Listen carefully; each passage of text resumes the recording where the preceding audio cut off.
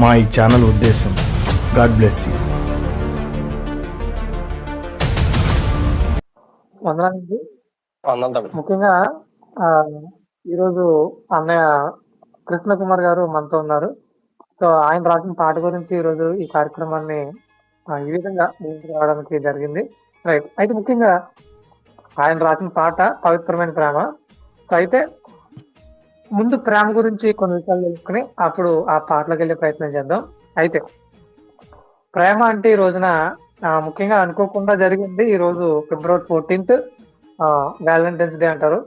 So right, చాలా సంతోషం. ముఖ్యంగా పవిత్రమైన ప్రేమ అనే పాట గురించి ఈ విధంగా లైవ్ చాట్ చేయడానికి ఈ రోజు మనకి రావడం నిజంగా చాలా సంతోషకర విషయం. అది దేవుని మహాకృప. రైట్.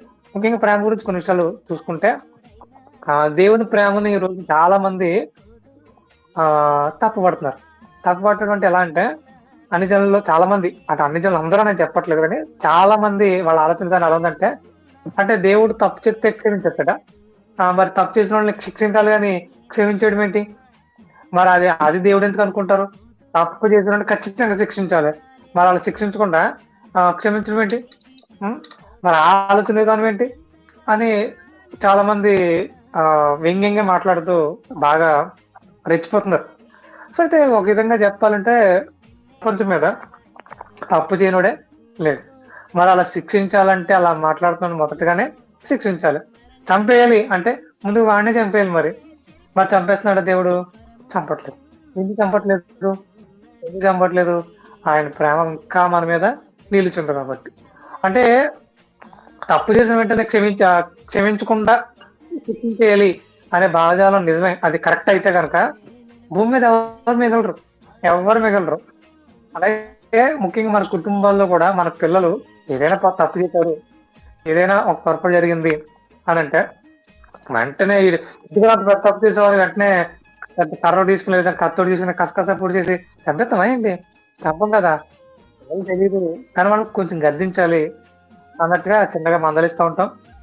చిన్న అలా చేయకూడదురా అంటూ ఉంటాం. సో ముందుకెళ్ళిపోతుంటాం.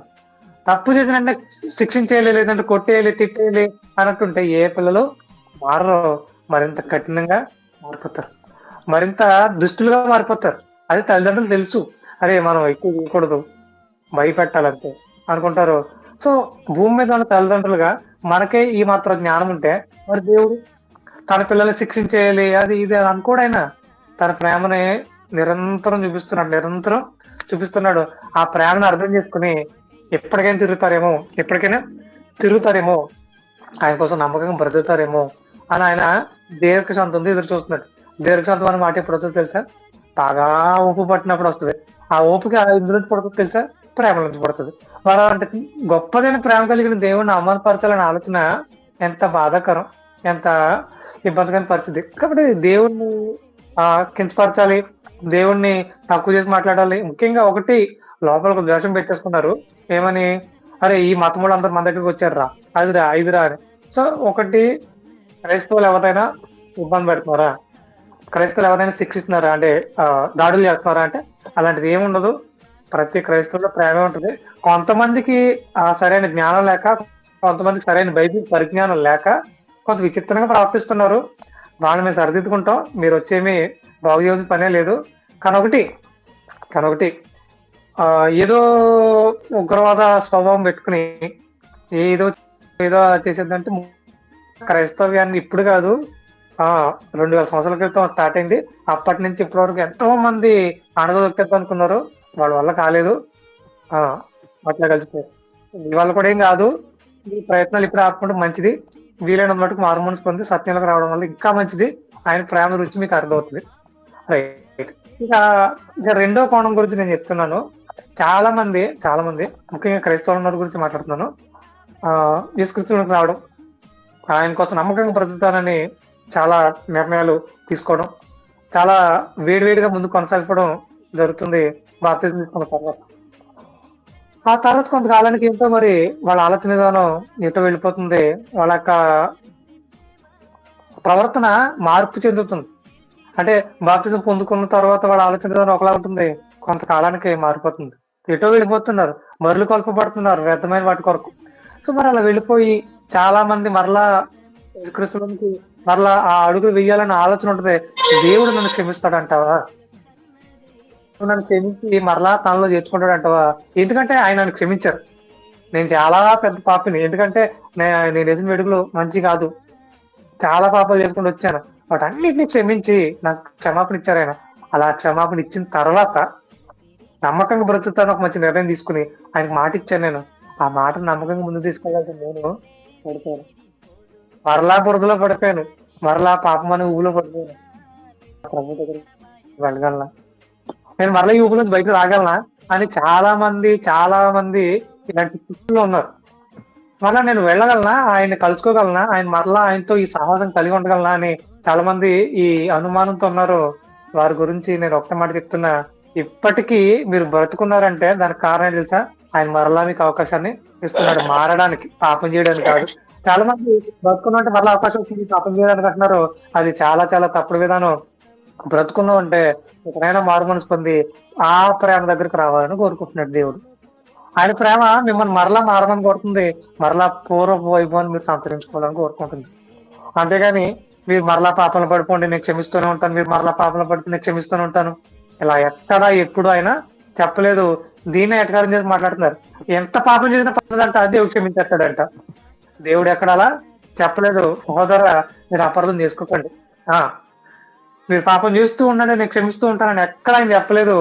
ప్రతి మనిషి హృదయాన్ని ఎరిగిన ఆయన నిజమైన పశ్చాత్తాపంతో ఎవరైతే ఆయన దగ్గరకు వచ్చి ప్రభువా నా తప్పైపోయింది నన్ను క్షమించండి, ఇక మీదట నేను పాపం చేయను, మీకోసం నమ్మకంగా బ్రతుకుతాను, పరిశుద్ధంగా బ్రతుకుతాను, ఉన్నతంగా నా అడుగు వేస్తాను అని ఎవరైతే ఆయన కోసం నమ్మకంగా నిలబడతారో ఖచ్చితంగా ఆయన మరలా అవకాశం ఇస్తున్నాడు.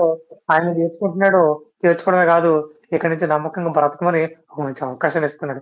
ఆ అవకాశాన్ని ఎవరైతే పాడు చేసుకున్నారో ఈ రోజు మరలా ఆయన మిమ్మల్ని పిలుస్తున్నాడు ఆయన ప్రేమ దగ్గరికి రండి. ముఖ్యంగా వ్యాలంటైన్స్ డే అంటే కలిసి ఏవో చేయడం కాదు. అది ప్రేమ కాదు. అసలు శరీరాలు కలవడం ప్రేమ కాదు. నేను క్షమించడం ప్రేమ, నీకోసం అవకాశాలు ఇవ్వడం ప్రేమ, నీకోసం చనిపోవడం ప్రేమ. నీకోసం చనిపోవడం ప్రేమ. అలా చనిపోవాల్సిన పని ఎందుకు వచ్చింది? ఆ ప్రేమామూర్తికి చనిపోవాల్సిన పని ఎందుకు వచ్చింది అంటే మన పాపములకు బలిగా ఆయన మరణించాడు. మరి అలా మరణించాల్సిన పని ఎందుకు వచ్చింది? ఎందుకు ఆయన అంతగా తగ్గించుకున్నాడు? మరి అంతగా తగ్గించుకోకపోతే ఆ బలి జరగదా? అసలు ఏం జరిగింది? ఎందుకు ఆయన అంత తగ్గించుకున్నాడు అనేది ముఖ్యంగా ఈ పవిత్రమైన ప్రేమ అనే పాటలో చాలా వివరంగా అన్నయ్య వివరించి రాయడం జరిగింది. ఈ పాట గిడియన్ గారు పాడారు. చాలా అద్భుతంగా వచ్చింది పవిత్రమైన ప్రేమ అనే పాట.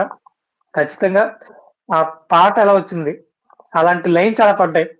ప్రేమ పిచ్చిదేమో అంటున్నాడు. సో అంటే కొంత ఇదేంట్రా బాబు ఇలా ఉంది అన్నట్టుగానే ఉంది, కానీ కొంచెం లోతుకెళ్ళి ఆలోచిస్తే అరే ఇంత ప్రేమ ప్రభా, ఇంత లోతు ఉంటుందా మీ ప్రేమ? ఇంతగా తగ్గించుకుంటుందా మీ ప్రేమ?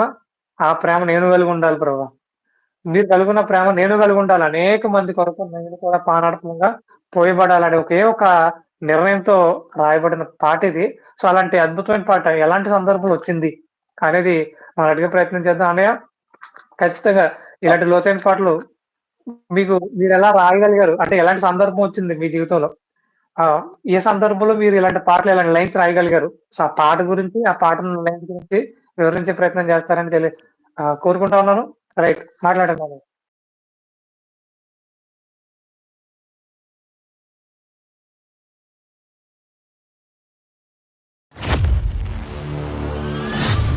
ప్రియ స్నేహితులారా, సమాజంలోని మనుషులు రకరకాల వాటి కొరకు పరుగులు తీస్తున్నారు. ఆనాడు అపోస్తుడైన పౌలు గారు తన చివరి దశలో మాట్లాడుతూ నా పరుగు కడముట్టించితిని అంటున్నారు. అంటే క్రైస్తవులుగా మన పరుగు పరలోకానికే కావాలి అనే ఆలోచనతో మైండ్ రన్ టు హెవెన్ అనే నినాదమే మా ఈ ఛానల్ ఉద్దేశం. God bless you.